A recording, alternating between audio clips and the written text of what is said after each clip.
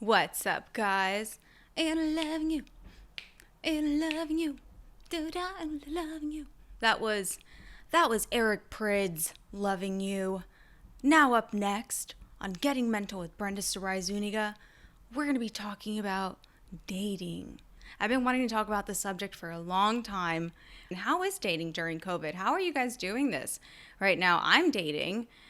You know, again, I've mentioned it before in episodes. I have a Venus in Scorpio, so, I mean, it's all or nothing. Like, we're either doing blood sacrifices or Romeo and Juliet shit, you know, like die for each other on the third date kind of stuff. That's who I am. It's the perfect name. So, me giving dating advice is like Donald being president, you know, not qualified, but it. So, this is why you should listen to me. Because I'm strong enough to keep getting my heart broken time after time, narcissist after narcissist, but I'm still opening up my heart and I'm still remaining hopeful. I'm actually now getting way better at recognizing the red flags in somebody and realizing if they're an avoidant, if they're an anxious attached person, or if they're a secure person. Now, I would love to dive into this too. So let's dive into attachment theory. All of us display one of three attachment styles in our relationships. First one, avoidant, which is somebody who values their autonomy, their independence, views relationships as something that will threaten all of that.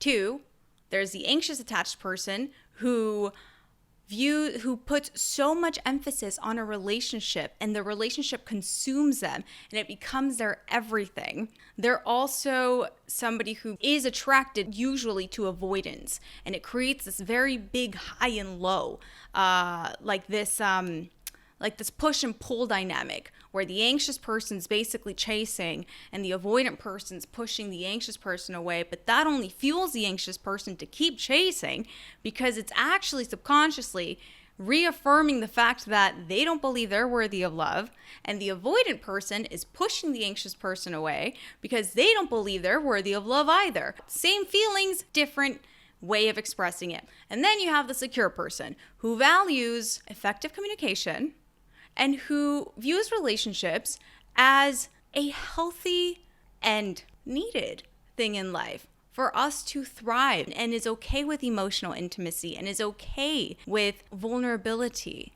in a relationship while also being independent and allowing their partner space. So you're either one of three. Also, there's a subcategory, and this is the anxious avoidant attachment person, aka the person who lives in hell. This attachment style, the anxious avoidant, will chase at first. Female or male, doesn't matter.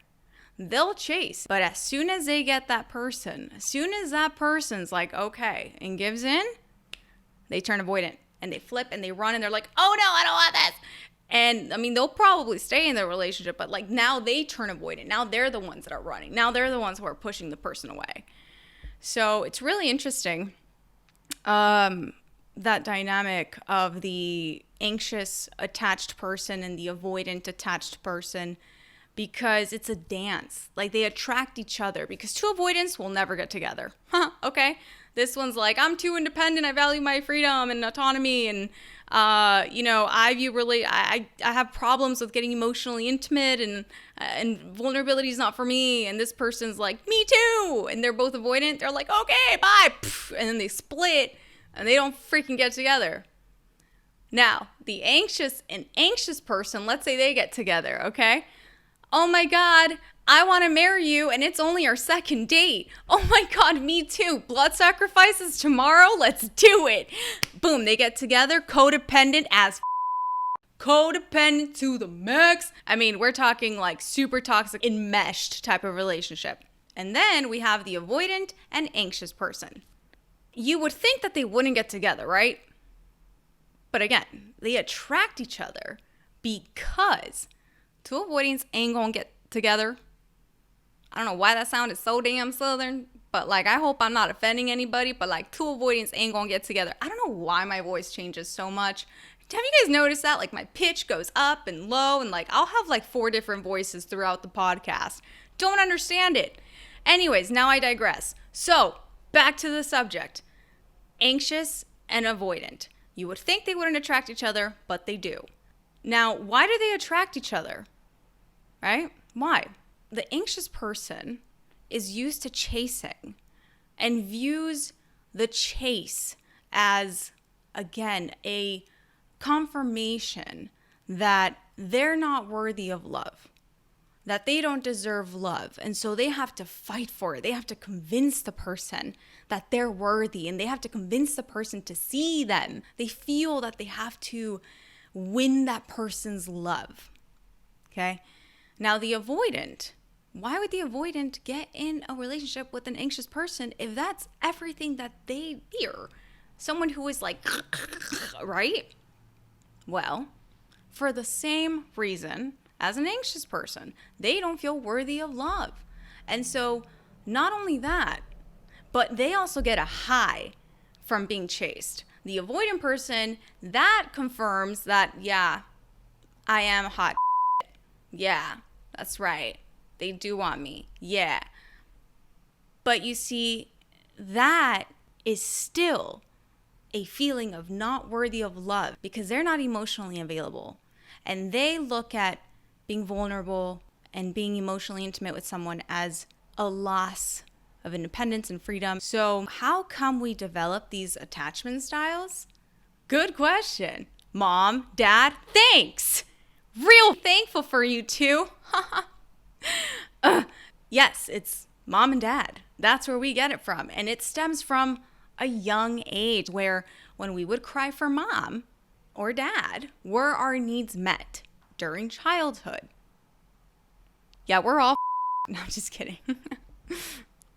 Where's my water? So I'm going to explain anxious attachment style and avoidant attachment style and how it's developed from our formative years in a nutshell. Both y'all's needs were not met by your parents. Again, thanks, mom and dad. Gold star for you guys. God, I've spent so much money on therapy for me to fix it. So, when these two adults were kids, their parents were either neglectful or very smothering. Do you see what I'm saying? Unfortunately, how many of our parents have had mental health education? My parents didn't know how to take care of my needs. I am still incredibly hyperactive, okay? It's as if I have 10 battery packs jammed in me at all times. You know, I multitask, but I have my attention on 10 different things all at once.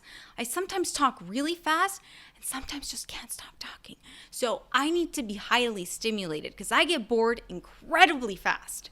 So my parents didn't know how to deal with that. I was smuggled into this country when I was 1 year old. My mom tossed me over the border like a little burrito and was like, hope I see my daughter again, to a coyote. Yeah, true story. She handed me over to a coyote when I was 1 year old and was like, boop. She was 16 years old. My dad was, 19, 20 years old at the time. They were teenagers. We were immigrating from Mexico. You know, deep in Guadalajara, Jalisco. What's up, Guadalajara? Whoop, whoop. So what were my parents going to know about mental health? Now, can we change our attachment style? Yes, 100%. How do I know? I used to be an anxious attached person. I used to think that I had to convince someone of seeing how lovable I am. And usually, again, it was those avoidant types. And they were very reminiscent of my parents. So are you bound to repeat the same patterns, you know, growing up if you had parents that didn't meet your needs? Not necessarily, but I mean, just look at your, you know, everything that I've said so far. Take some inventory and it's like, maybe I do act like that. Why do I... If I have emotional intimacy issues, how come? How did my parents act? You know, or if I'm always chasing people, how did my parents act? And why do I chase? So it's good to just have reflection, take inventory on this because no one's perfect. But I will tell you this, you can change it, which is awesome. It takes work, but you can do it. Have I started to do it? Yes. How did I start doing it? my therapist. And I read this book called Attached by Amir Levine and Rachel Heller. I'm in no way affiliated with them, but that book is really great, and it teaches you so much more in depth about why is it that we choose the partners that we continuously choose, and how we can break out of that, and what a secure person looks like, and how you can have that, and you can have effective communication. Now, have I ever dated somebody with a secure attachment style?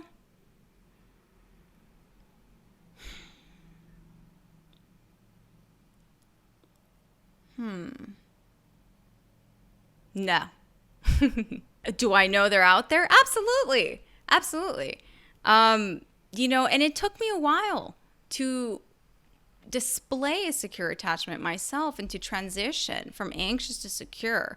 Now, just because someone transitions to secure doesn't mean that they're not going to have moments where they, fall back or whatever. It's just part of human nature. I've had my moments, but for the most part, I am now able to recognize the flags of who is an avoidant based on how they text, how they communicate, how consistent they are with their words and actions, if they follow through, how quick they follow through, and what their conversation topics are like, whether they're able to get emotionally deep or they like to keep things on a surface level.